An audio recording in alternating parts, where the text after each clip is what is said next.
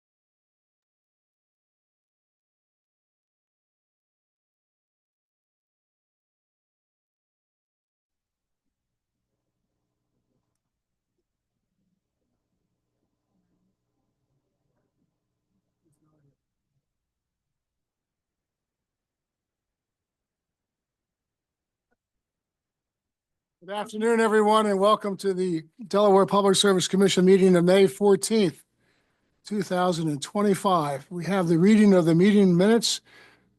Does anybody have any changes, corrections, motions? Commissioner Correa. I move that we adopt the minutes of April 23rd, 2025. Second the motion. Is there any discussion on the motion? Hearing none. By the way, Commissioner Drexler is absent for the record, Hmm. And we have 4 of us today, so all those in favor signify by saying aye. Aye. Aye. Okay, 4-0, and that passes. Thank you all very much. Do we have anybody who's come in out of the dreary weather that wishes to speak to us as members of the public? Comment.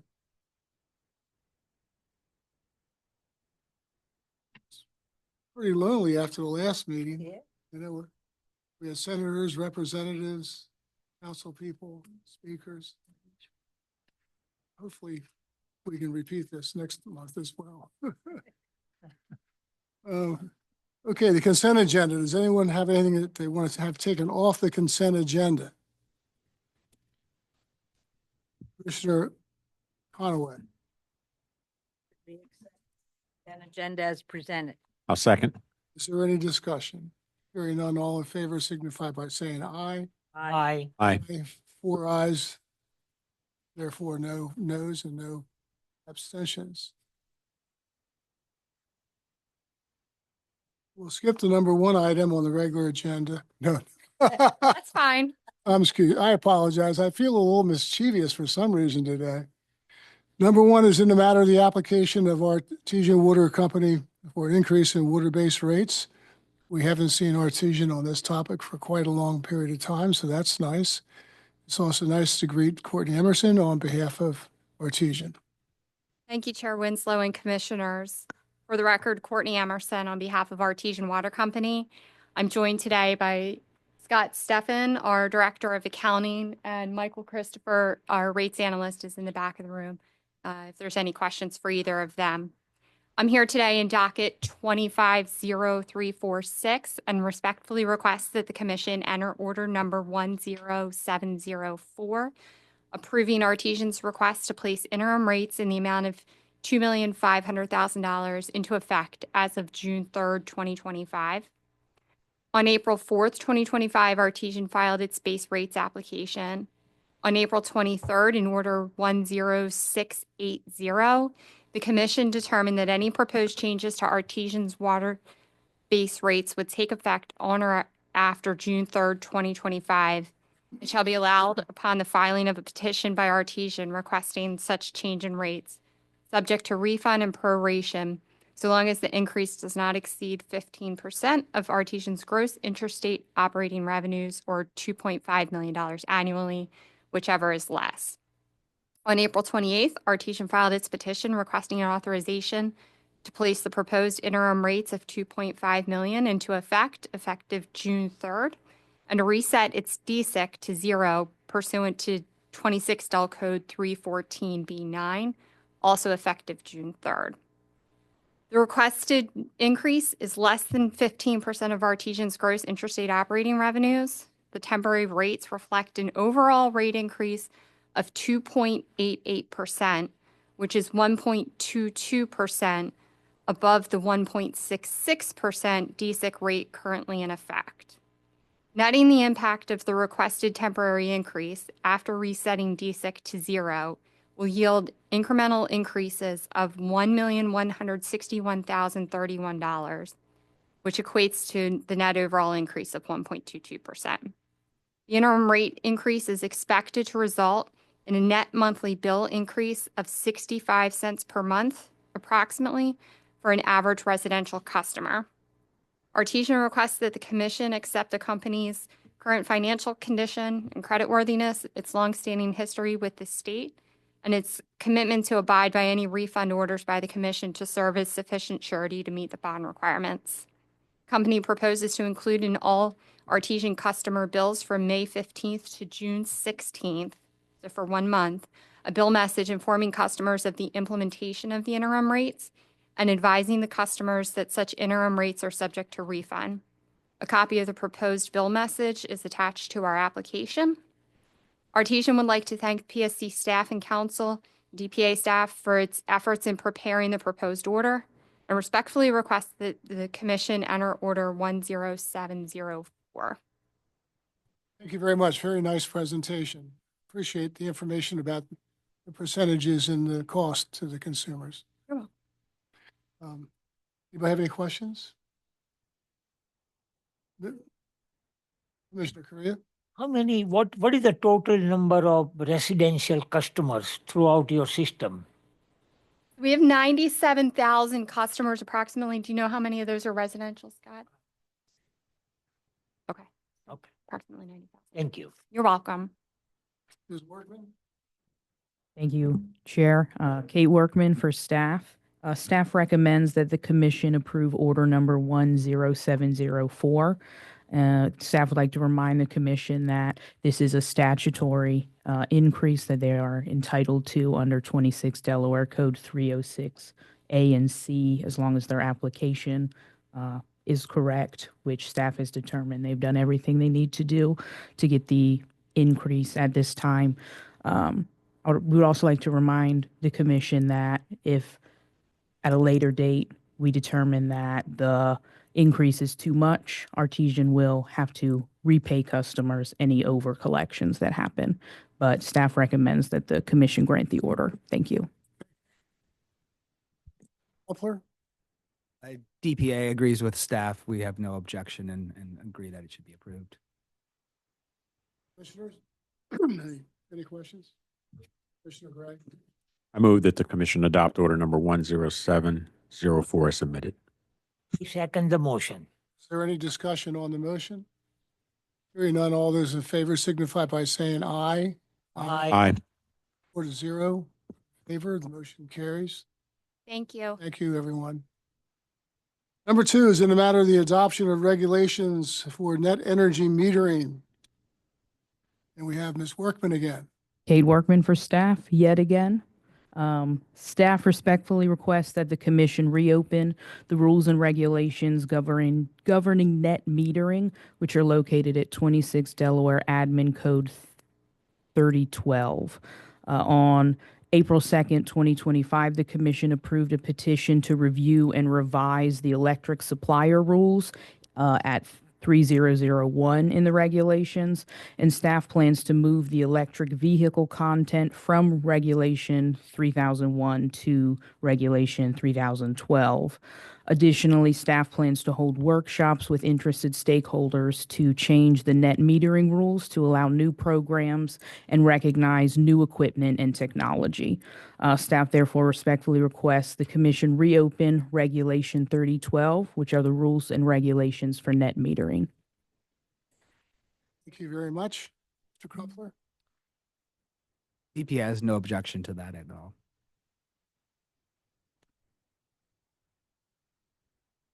Commissioner Conway? Move that we adopt proposed order number 10703 as presented. I second the motion. Any discussion on the motion? Hearing none, all those in favor signify by saying aye. Aye. Aye. Aye. 4-0. Motion carries. Thank you all very much. Something important must be up because Tricia Cannon has come to the front seat. So we have number 1 on the hearing schedule is the matter of the application of Chesapeake Utilities Corporation for approval of a change in its gas sales service rates. And we have Mr. O'Brien here on behalf of the company.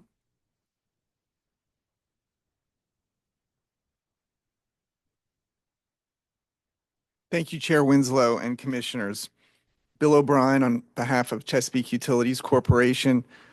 We also have Jeremy Schneider today, who will be requesting testimony from, and we also have Diana Williams from our regulatory team here also. As you're aware, this is the evidentiary hearing on Chesapeake's application for approval of a change in its gas sales service rates and a change in its firm and interruptible transportation balancing rates. As you're also likely aware, the parties have reached a settlement agreement in this case. And so at the conclusion of this hearing today, we'll be asking that the commission adopt proposed order number 10709, which accepts the proposed rates and adopts the settlement agreement.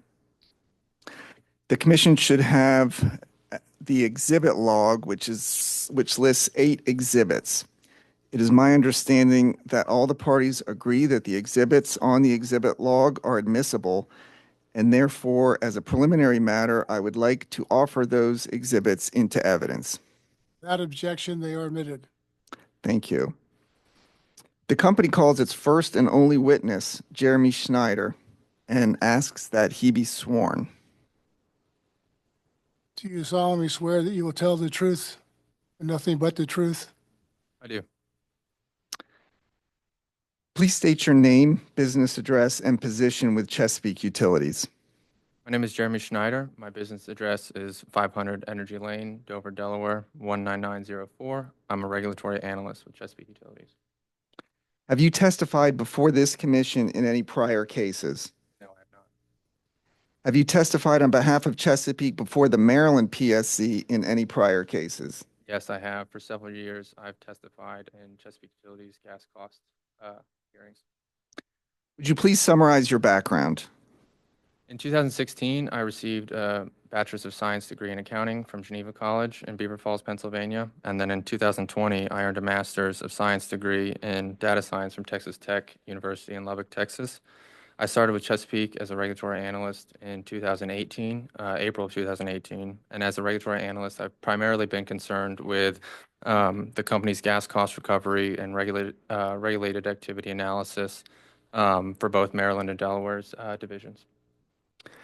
And what has been your assignment in this docket? My assignment in this docket was to help with the calculation of Chesapeake's proposed gas sales service rates to be effective for service rendered on and after November 1st, 2024. I also participated in the settlement discussions and reviewed the settlement agreement. And in connection with that assignment, did you help prepare and file on August 30th, 2024, as amended on September 19th, 2024, an application for approval to implement a new rate under the company's GSR tariff provisions? Yes.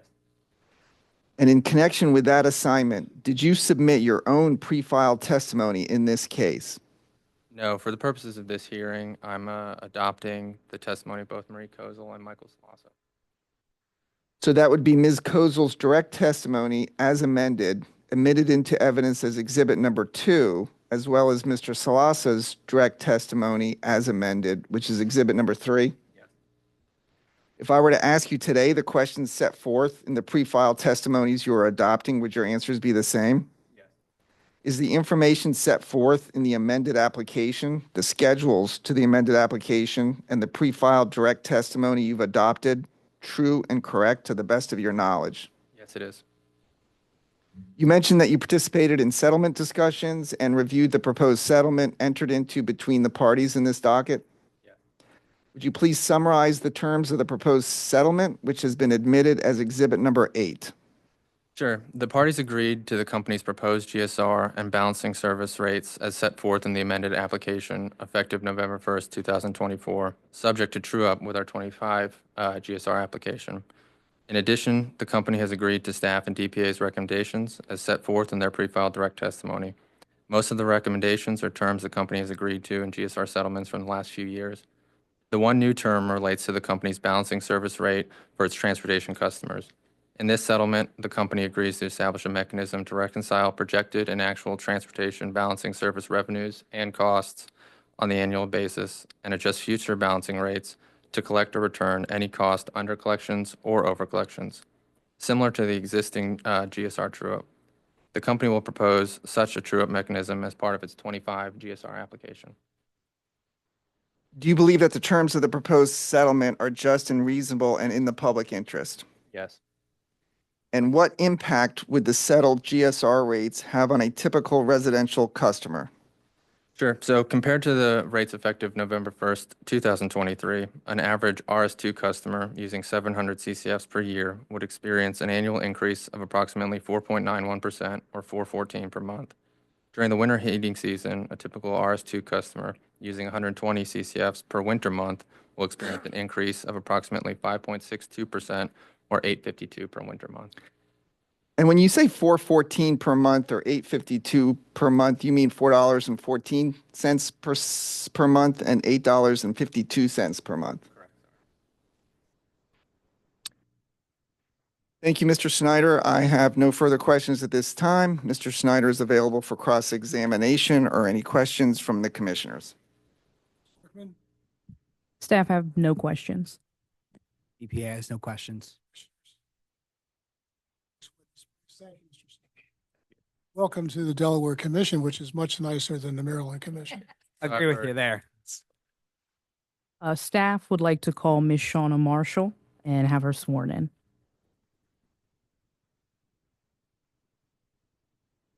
Chair. Thank you for waking me up. Mr. Marshall, do you swear to tell the truth, the whole truth, and nothing but the truth? Yes. Please state your name and business address.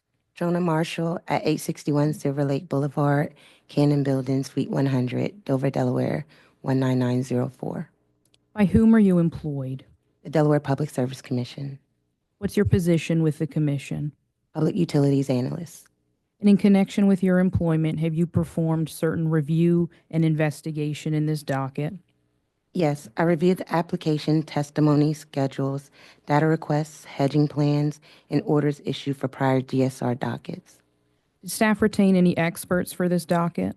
Yes, Mr. Jerome Mearswa of Exeter Associates was retained on behalf of staff and the DPA to assist in the review of the application.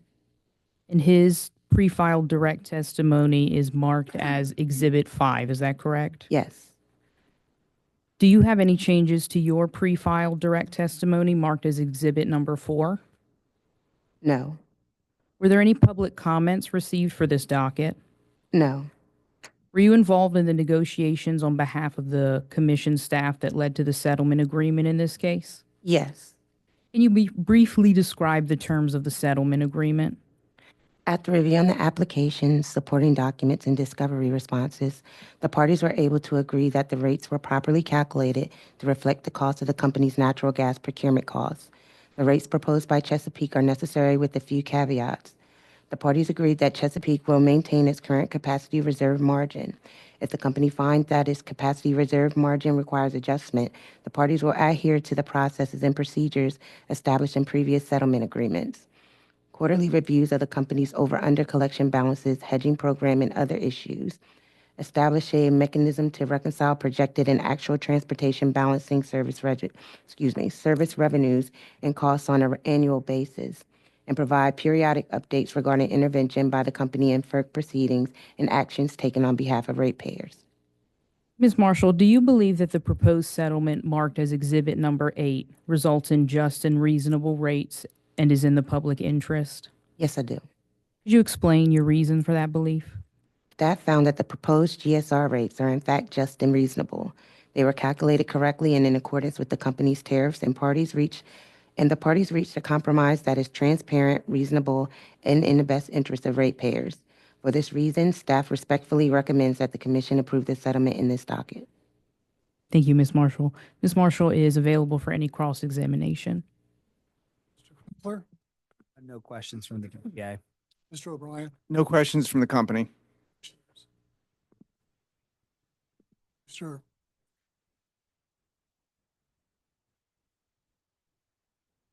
Staff has nothing further to present.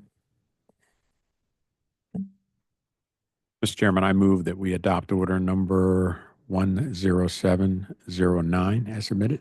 Second the motion. Discussion on the motion. Hearing none, all those in favor signify by saying aye. Aye. Aye. 0. The motion carries. Now, should it be workman, workhorse? Just workman, workhorse. Because you're getting a reputation. Whatever you prefer, sir. We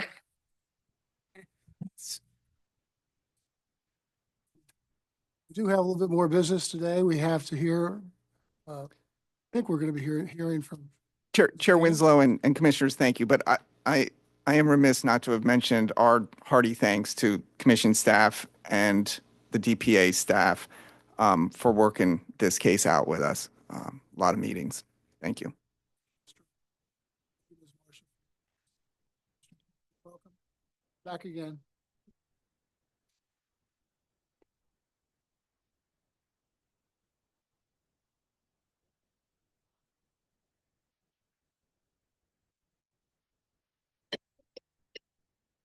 Please proceed. Good afternoon, Chair Winslow and Commissioners. I'm here to discuss an administrative matter concerning the technical consultant for our standard offer service auction proceeding. In 2023, the Commission voted to approve a bid submitted by Liberty Consulting. Contract was for 2 years, and there was an option for the Commission to extend the contract for 1 year to cover the upcoming 2026 SOS procurement process. Staff has been satisfied with the work performed by Liberty and would like to ask that you grant the one-year extension allowed in the contract. Thank you very much. Commissioners, do you have any questions, any comments? The presentations have seemed to be very professional and accurate and welcomed and at a reasonable price. So I would be supportive. Anybody like to make a motion on the issue? I move that we adopt the 1-year extension for Liberty Consulting. Second the motion? Does anybody have any discussion on it? Any questions at all? Hearing none. All those in favor signify by saying aye. Aye. Aye.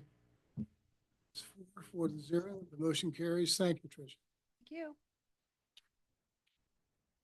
Mr. Hardigan? Thank you, Chairman Winslow. I did want to formally congratulate Commissioner Gray on his reappointment to the commission.